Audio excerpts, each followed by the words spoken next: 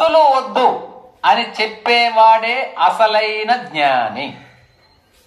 అది దాని గురించి మాట్లాడుతున్నాడు రమణులు. సిద్ధులు వద్దు అని ఎవరైతే చెబుతారో వాళ్ళే అసలైన జ్ఞాని.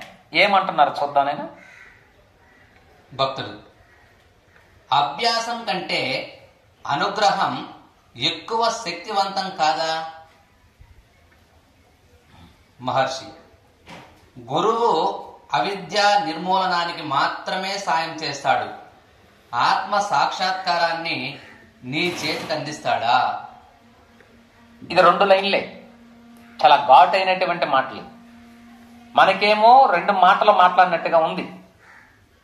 చూడండి, భక్తుడేమడిగాడంటే, భగవాన్ అభ్యాసం కంటే అనుగ్రహం ఎక్కువ శక్తివంతం కదా? అభ్యాసం అంటే మాకు మేము చేయాలి, అభ్యాసం అంటే మాకు మేము చేయాలి. అనుగ్రహం అంటే గురువు చేత ఇవ్వబడేది. అంటే మీకు బాగా అర్థం అవ్వాలంటే, ఒక 10 లక్షల రూపాయలు సంపాదించాలంటే మనం కష్టపడి సంపాదించేది కష్టమా, లేదా మన తండ్రి గారు 10 లక్షల రూపాయలు ఆయన ఆస్తులు కూడబెట్టున్నాడు కాబట్టి మనకు 10 లక్షల రూపాయలు అందించడం సులభమా? కష్టం. మన నాన్నగారు మనకు అందించేది సులభం.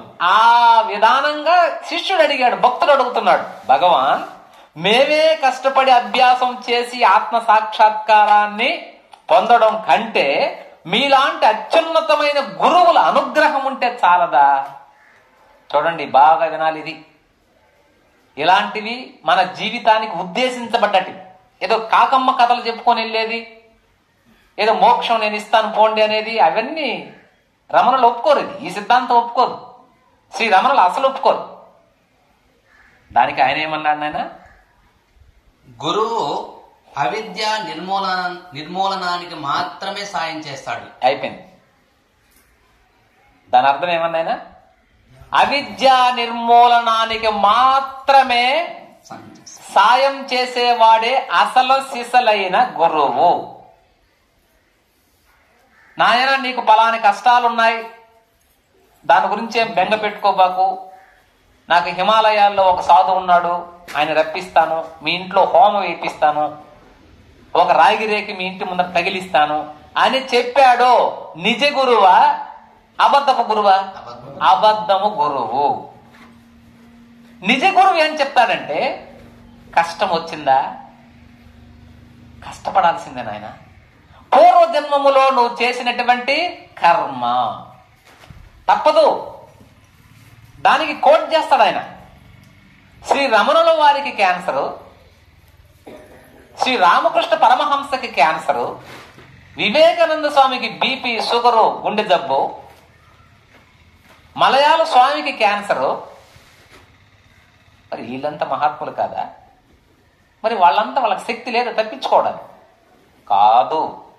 నిజమైన ఆధ్యాత్మిక జ్ఞానం కలిగిన వాడు ఈ శరీరముతో చేసినటువంటి ముందు జన్మలలో కర్మను ఈ శరీరముతో నేను అనుభవించే తీరవలను. శరీరాన్ని బాగా చేసుకుని నేనేదో బాగా సుఖంగా ఉండాలని కోరుకోడు జ్ఞాని, నిజమైన సాధకుడు. ఏనైనా అందుకని నిజ గురువులు మన శారీరకమైనటువంటి జబ్బులను, శారీరకమైనటువంటి అవరోధములను, వాటిని మాపడానికంటే కూడా ఆ సాధకునిలో, ఆ శిష్యునిలో ఉన్నటువంటి అజ్ఞానము ఏదిగా ఉన్నది, అజ్ఞానమేమి, ఆ అజ్ఞానపు పొరను తొలగిస్తాడు. అది నిజ గురువు చేసేది. మీకు బాగా వినండి, శ్రీరామకృష్ణ పరమహంసల వారు వివేకానంద స్వామిని, నాయన నేను అనేక సాధనలు చేసి అనేకమైన సిద్ధులు పొంది ఉన్నాను, మీకు ఆ సిద్ధులు నేను ఇవ్వడానికి సిద్ధంగా ఉన్నాను. మీకేమైనా కావాలనా అని అడిగాడు. వారిద్దరే ఉన్నారు. మహాశయ, మీరు నాకు ఇవ్వడానికి ఇష్టపడ్డటువంటి ఆ సిద్ధులు నాకేమైనా ఆత్మ సాక్షాత్కార విషయములో దోహదపడతాయా?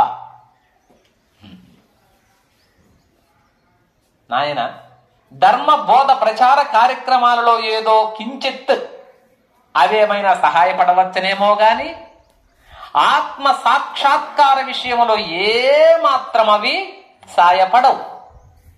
మీకు కావాలనా? మహాశయ, ఆత్మ సాక్షాత్కారానికి తోడ్పడని ఆ సిద్ధులు నాకు వద్దనే వద్దు అని స్వామి వివేకానంద స్వామి తిరస్కరించారు. దానిని బట్టి మనకేమర్థమవుతుంది? ఏ గురువైనా నిజ గురువులుగా ఉండేవారు ఆత్మ సాక్షాత్కారానికి అవరోధములుగా ఏమున్నాయి బాలుడికి, ఈ శిష్యుడికి అని గమనించి వాటిని తొలగించడానికి ప్రయత్నిస్తారే కాని ఏవో సిద్ధులు నేను చేతిలో నుంచి అవి తీస్తానో ఇవి తీస్తానో ఇవగో అని చెప్పరు. అలా చెప్పడం ఆ సాధకుడిని మభ్య పెట్టడమే అవుతుంది.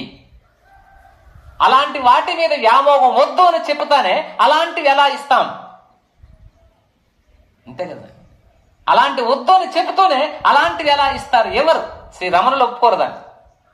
కాబట్టి మహాత్ములు చూడండి ఎంత కఠినంగా వాళ్ళు అంటారు. చూడయ్యా, నీ ఆత్మ సాక్షాత్కారాన్ని నీ చేతికి అందిస్తాడా గురు? అలా చేయడు.